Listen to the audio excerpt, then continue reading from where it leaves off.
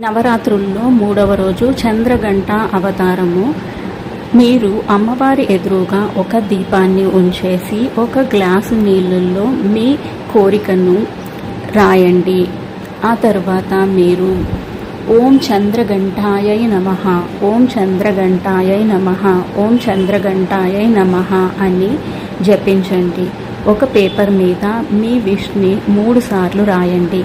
ఆ తర్వాత మీరు మంత్రించిన నీళ్లను మీ మణిపూర చక్రం మీద ఒక చెయ్యి ఉంచి ఇంకొక చేయితో ఆ గ్లాస్లోని వాటర్ని తాగండి.